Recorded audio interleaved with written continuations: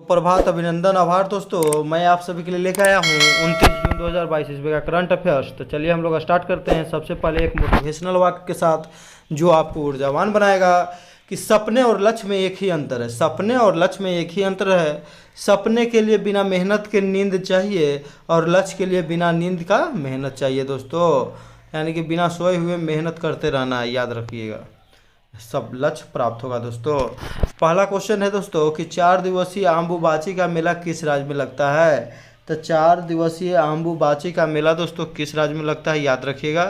तो ये इसका सही आंसर हो जाएगा असम, याद रखिएगा, असम में दोस्तों, याद रखिएगा। इस कहाँ लगता है, तो ये असम में लगता है। असम के कामाख्या माता मंदिर में आम्बुबाची का मेला लगता है दोस्तों, 4 दिवसीय। असम के प्रसिद्ध कामाख्या मंदिर का वार्षिक अम्बुबाची मेला का आयोजन किया जाएगा। रज उत्सव, नुआखाई त्योहार, धानु यात्रा, ये कहाँ में दोस्तों, तो उड़ीसा में। आदिवासियों के लिए सरहुल फेस्टिवल का आयोजन दोस्तों झारखंड में। सरहुल फेस्टिवल के बारे में पूछा गया दोस्तों एनटीपीसी मेंस में। मकर बिलक्कू का त्यौहार दोस्तों सबरीमाला मंदिर केरल में दोस्तों। अगर पूछा जाएगा सबरीमाला मंदिर में जो है किसकी मूर्ति है, तो भगवान अयप्पन की मूर्ति है, अयप्पन, याद रखिएगा। डोल जात्रा फेस्टिवल या दुर्गा पूजा दोस्तों पश्चिम बंगाल में। दुर्गा पूजा को भारत का जो है 14वां अमृत धरोहर में शामिल किया गया है यूनेस्को के द्वारा, याद रखिएगा दोस्तों। छठ पर्व कहाँ में मनाया जाता है दोस्तों, तो बिहार में, याद है। CBDT central board of direct taxes के हाल ही में अध्यक्ष किन्हें बनाया गया दोस्तों, तो नितिन गुप्ता को, याद रखिएगा, नितिन गुप्ता, सीबीडीटी। अगला क्वेश्चन हो जाएगा दोस्तों कि कैंपेन गौरा इंटरनेशनल अवार्ड 2022 इसी साल स्थापना किया गया था दोस्तों। इनमें से किन्हें नहीं चुना गया है देने के लिए दोस्तों, तो याद रखिएगा एस कृष्णा इनको चुना गया दोस्तों, नारायण मूर्ति इनको चुना गया, प्रकाश पादुकोण, तीनों को। इसका सही ऑप्शन हो जाएगा दोस्तों दिमित्री मुराटोव। दिमित्री मुराटोव कौन थे दोस्तों, तो इन्हें जो है नोबेल का शांति पुरस्कार दिया गया था, याद रखिएगा। ये हाल ही में अपना जो है नोबेल पुरस्कार जो है नीलाम कर दिए हैं। क्योंकि जो दोस्तों यूक्रेन के बच्चों के लिए योगदान के लिए, जो वहाँ से बेघर हुए उन सभी के लिए। तो इसी साल के शुरुआत में स्थापित किया गया यह पुरस्कार मुख्यमंत्री 27 जून को विधानसभा में बेंगलुरु शहर के वास्तुकार कैंपेन गोरा के 513वीं जयंती पर भव्य समारोह में प्राप्तकर्ताओं को पुरस्कार देंगे दोस्तों। इंटरनेशनल बुकर पुरस्कार 2022 गीतांजलि श्री को टॉम्ब ऑफ सैंड के लिए दिया गया। इंग्लिश में अनुवाद कौन किया दोस्तों, डेजी रॉकवेल के द्वारा। प्रथम भारतीय पुस्तक है जिसका अंग्रेजी में अनुवाद किया गया और इंटरनेशनल बुकर प्राइज भी मिला। तो पहला ऐसा पुस्तक है जिसको इंग्लिश में अनुवाद किया गया, उसके बाद इंटरनेशनल बुकर प्राइज मिला दोस्तों, याद रखिएगा। गीतांजलि श्री एगो गीतांजलि पुस्तक था दोस्तों जो चर्चित, गीतांजलि। तो गीतांजलि के लिए किन्हें जो तो भारत में नोबेल पुरस्कार मिला था, तो रविन्द्रनाथ टैगोर को। डब्ल्यू बी येट्स के द्वारा इनका अंग्रेजी में अनुवाद किया गया था। 2021 में नोबेल पुरस्कार शांति के क्षेत्र में पत्रकार दिमित्री मुराटोव जो कि रूस के थे, और मारिया रेसा जो कि फिलीपींस की थी, दिया गया था दोस्तों, याद रखिएगा। अगला क्वेश्चन हो जाएगा दोस्तों कि हाल ही में किस अंतरिक्ष एजेंसी ने ऑस्ट्रेलिया के धरती से मिनी हब्बल टेलीस्कोप लॉन्च किया है। तो मिनी हब्बल टेलीस्कोप को लॉन्च किया है दोस्तों नासा, याद रखिएगा दोस्तों। अगर नासा की बात किया जाए तो national administrative space aerospace administrative, NASA का फुल फॉर्म होता है दोस्तों, जिसकी स्थापना हो गया था 1958 में दोस्तों, याद रखिएगा।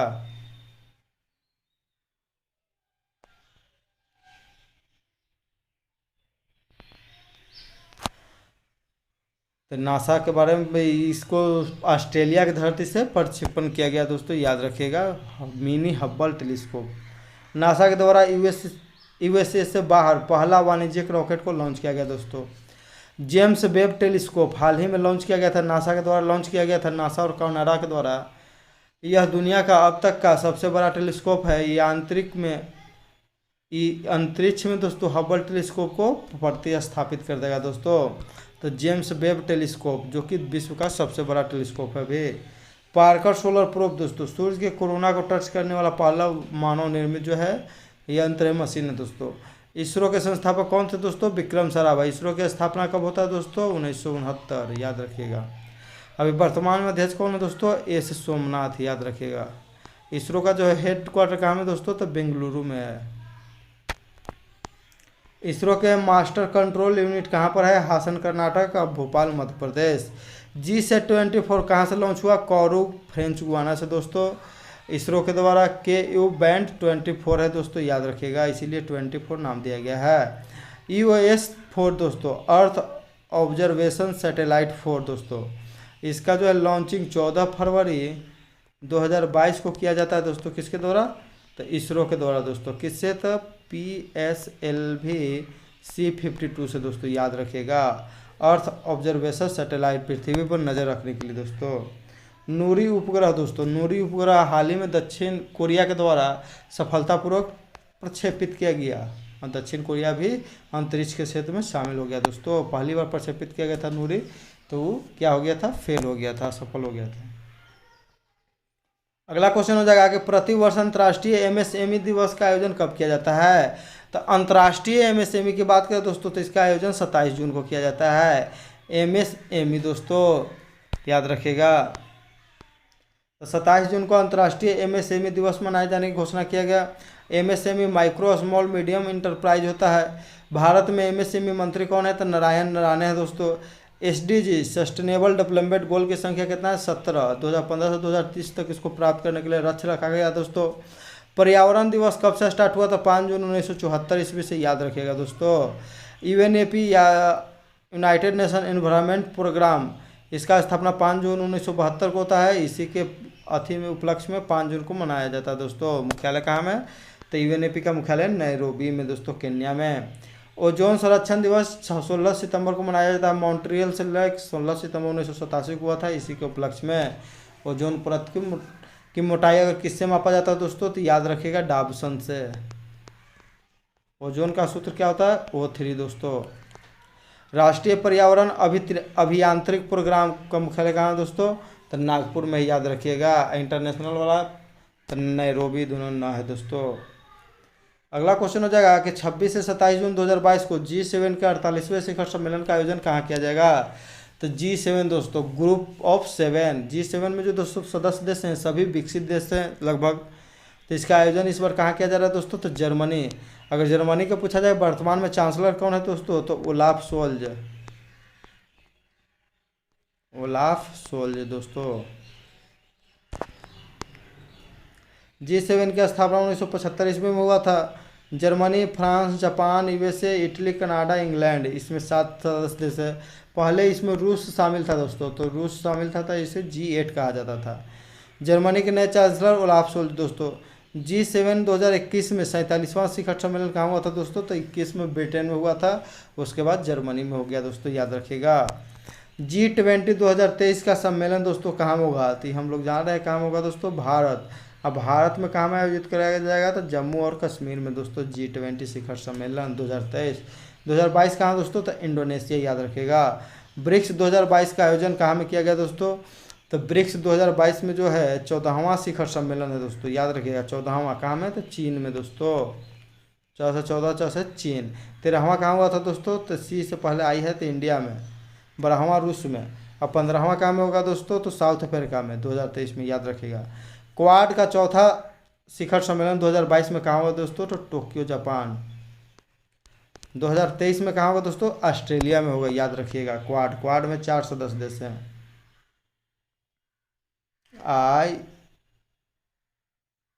I2U2 हाल ही में वो ग्रुप बनाया गया है दोस्तों, I2U2। इंडिया, इजराइल और USA और UAE 4 देशों के लिए I2U2 एक ग्रुप बनाया गया। इसमें कौन 4 देश है बता दिए दोस्तों। अगला क्वेश्चन हो जाएगा कि मेनार पक्षी गांव किस राज्य में स्थित है, जिसे नई आर्द्र भूमि के रूप में अधिसूचित किया जाना तय किया गया है? तो आर्द्र भूमि का दर्जा दिया जा रहा है दोस्तों मेनार पक्षी गांव को, याद रखिएगा। तो यह किस राज्य में है दोस्तों? हम लोगों को बताना है। तो यह किस राज्य में हो जाएगा दोस्तों? मेनार पक्षी गांव। तो मेनार पक्षी गांव हो जाएगा दोस्तों, ये हो जाएगा राजस्थान में मेनार पक्षी गांव। तो मेनार पक्षी गांव जो है उदयपुर राजस्थान में है। विश्व आर्द्र भूमि दिवस कब मनाया जाता है? 2 फरवरी 1971 में जब रामसर कन्वेंशन हुआ, तो इसीलिए 2 फरवरी को मनाया जाता है आर्द्र भूमि दिवस दोस्तों। रामसर कहाँ में दोस्तों? ईरान में। ईरान में एक आर्द्र भूमि क्षेत्र है रामसर। किस झील के किनारे है दोस्तों? तो कैस्पियन सागर, याद रखिएगा। भारत में वर्तमान में कितने रामसर साइट हैं? 49 दोस्तों, याद रखिएगा। बिहार में कितने रामसर साइट हैं? एकमात्र एक है दोस्तों, याद रखिएगा। काबर कावर कावर तर झील जो है बेगूसराय में वो है। मॉन्ट्रियस रिकॉर्ड के अंदर कितने रामसर साइट है?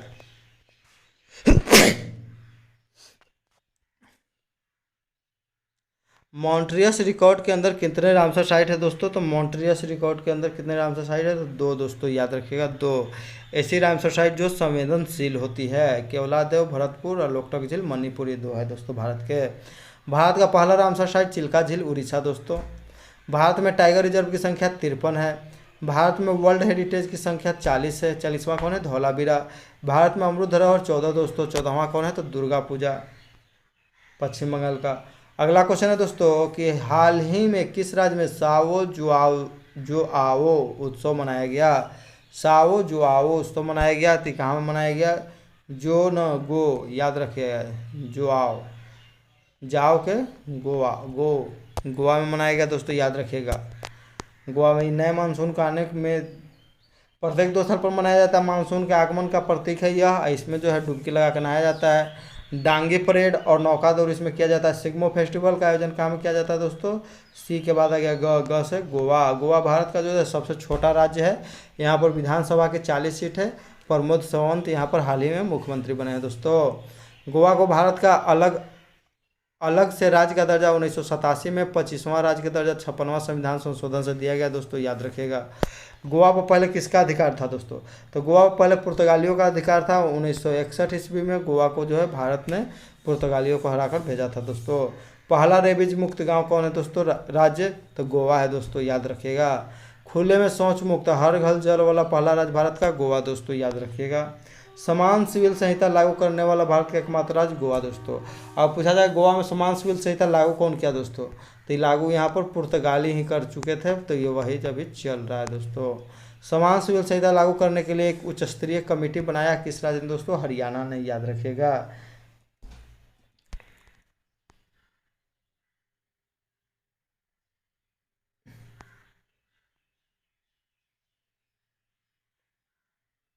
अगला क्वेश्चन है दोस्तों कि 1 जुलाई 2022 से कौन सा राज्य मेडिसेफ चिकित्सा बीमा योजना शुरू कर रहा है?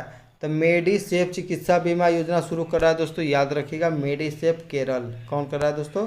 तो केरल। इसमें जो दोस्तों सरकारी कर्मचारी हैं या पेंशनधारी है या उनके परिवार, उनको जो है स्वास्थ्य बीमा करवाया जाएगा दोस्तों। केरल में सरकारी कर्मचारी और उनके परिवार को चिकित्सा बीमा 1 साल में 3 लाख रुपये कैशलेस बीमा होगा।